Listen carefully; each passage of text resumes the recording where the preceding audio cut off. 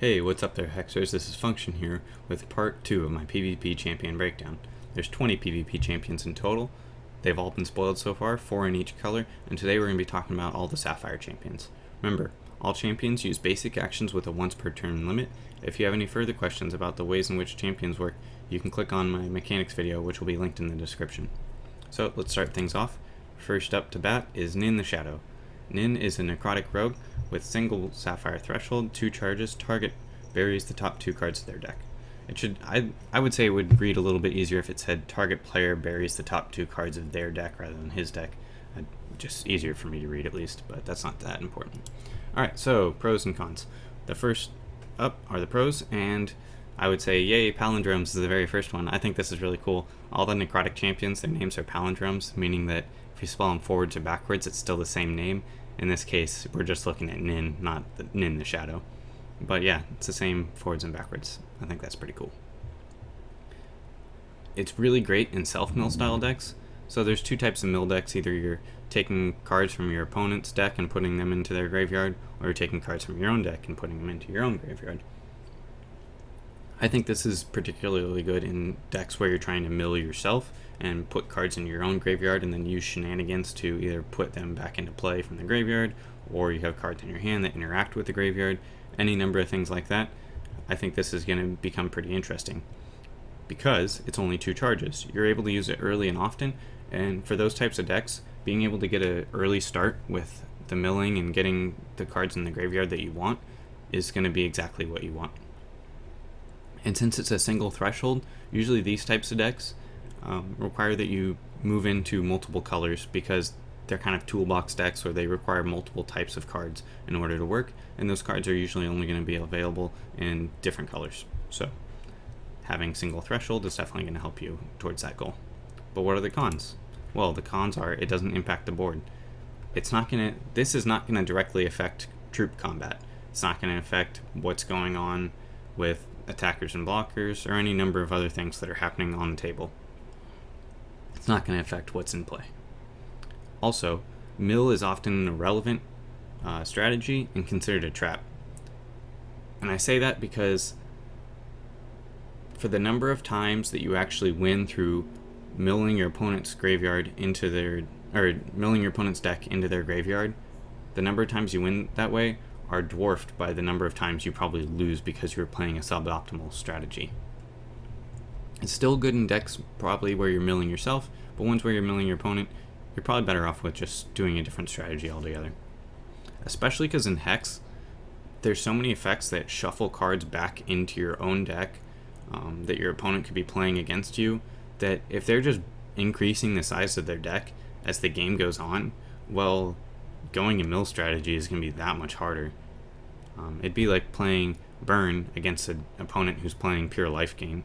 You're not going to be in all that great shape. So let's move on to the second one. Bertram Crag Raven is a dwarf warrior, single Sapphire threshold, 3 charges, create a worker bot and put it into play.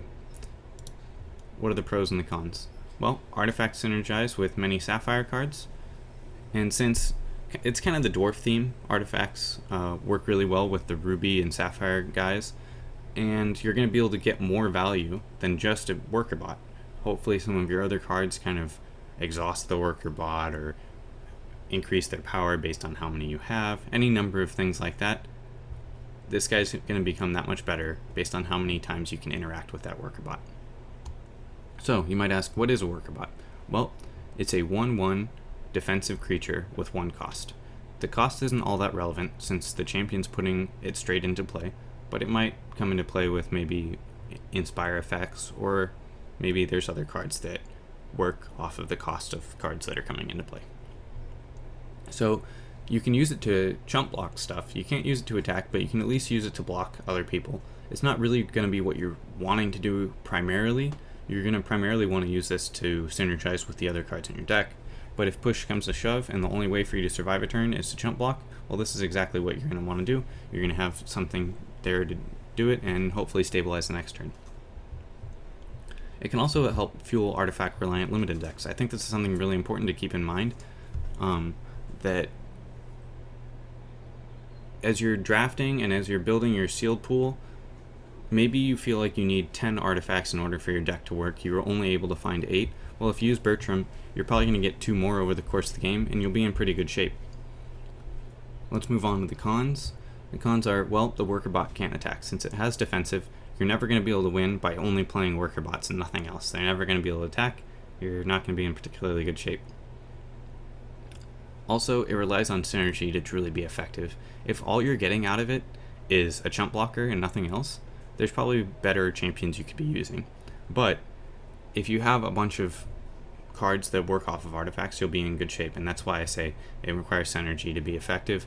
Is in order for it to be the champion you want to use, it needs to be able to fit into the deck you want to use them in. Third up is Feather Drifting Downriver. This one is the Coyotal Mage. Double Sapphire Threshold, 3 charges, target troop gets permanent flight. I think the pros are going to be pretty straightforward on this one. It's permanent flight. Gains it for the rest of the game. Whether it dies, whether it gets shuffled into your deck, or goes to your hand. It's not just until the end of turn, no, it's permanent. And flight is definitely pretty good. Being able to give your guys evasion so that they can attack or so that they can block other flying creatures is going to be that much better. Also, it can transform just about any big dumb vanilla creature into a bomb. If you have a 5/5 guy with no abilities, well, that might be pretty good. It might not be that great, but all of a sudden, once you give it flying, it's basically a dragon. You're basically, this champion says, make guys into dragons. I think that's pretty good. So what are the cons? Well, the cons are it's double threshold. This isn't that big a deal because, well, I'll get to the reason it's not that big a deal in a second, but this means he's really only going to be working in decks that are primarily Sapphire. And to go with that, many Sapphire troops already have flight. So if all of the guys in your deck already have flight, well, taking a champion that gives them flight isn't going to be very useful at all. But it's best when paired with a second color. This isn't so much a drawback, it's more of just something to keep in mind, or maybe a deck building restriction, is that if you're going heavy Sapphire and you start seeing some really strong wild creatures getting past you, you might want to take one, because now those are the kind of heavy bodied creatures that you're going to want, that are going to be able to really hit for a lot of damage once you get them flying. Alright, let's move on to the final champion we're going to be talking about today. Final one is Wyatt the Sapphire.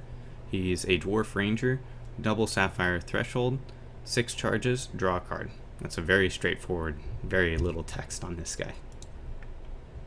So what are the pros? Well, it's a free card if you get that far. A lot of people say for limited especially, the person who draws the most cards has a pretty high chance of winning. So if you're increasing your chance of winning, that's never a bad thing. 6 charges is a lot, but with access to extra charges, 6 might not be that hard to reach. And I say that because if you're building one of those Sapphire based artifact decks, there's definitely some artifacts which can give you extra charges. And if you're playing those, you might be able to activate this before turn 6 even, and now it's becoming a little bit better. If you're drawing a card on turn 4, you're going to be in pretty decent shape. But what are the cons? Well, the cons are it's probably only viable in slower decks. If you're really aggressive and you're trying to win early on, well, waiting until you have 6 charges to draw a card is probably not going to be what you're going to be wanting to do. That's not that big a deal, because you're going to be... he's still going to work very well in slower control-based decks. But for those aggressive decks, the game's probably going to be over already by the time you have 6 charges, and even if it isn't over, you'll probably be pretty well determined who's going to win or lose the game at that point. So the next con is kind of the same thing. I just want to remind people 6 is an awful lot. I definitely, personally, right now I'm favoring the lower cost champions charge-wise, because you're going to be able to activate them multiple times over the course of the game. It's going to be a little bit more consistent, and there's going to be those games where you're playing that 6 charge champion and the game's over before you even are able to use the charge ability. Well, at that point you might as well have not even been playing with the champion at all. Finally, that card you draw, it could just be a resource. So that's even a bigger drawback than it seems. Drawing a resource isn't all that bad, but if you're doing this the turn you get 6 charges, you've probably already played a resource, so that card you drew that turned out to be a resource, you won't even be able to play it till the following turn. And sure, it's gotten you that much closer to drawing something that is decent in your deck, but wouldn't you have just rather drawn the decent card to begin with and not a resource? So there's definitely some variance in the power of this guy's ability, and it's something to keep in mind that you're not always going to be getting what you want. He's not super consistent. Alright, so that's all the champions for today. Which one is my favorite one for limited? I think this will be pretty straightforward. You can guess it. Yeah, it's Feather Drifting Downriver. And the fact that you're basically able to build your own bomb, that you could potentially force Sapphire as a color, cut other people out of it, take the best cards from Sapphire, and then keep an eye out for what other colors are open as you're doing so. And then maybe in pack 2 or 3, grab some of the best cards in that particular color. Well, that's a pretty powerful ability. And that this kind of champion, it almost guides your draft strategy on its own. I think that's definitely something to be acknowledged, and it's definitely powerful. So, support my fellow YouTubers and writers. There's a lot of people putting out some other great content out there, so why don't you guys give them some support? You might find something you really like. And if you really like this video, please subscribe if you haven't already. It definitely means a lot to me to have people subscribing and keeping me going, staying motivated. Less fail, more function.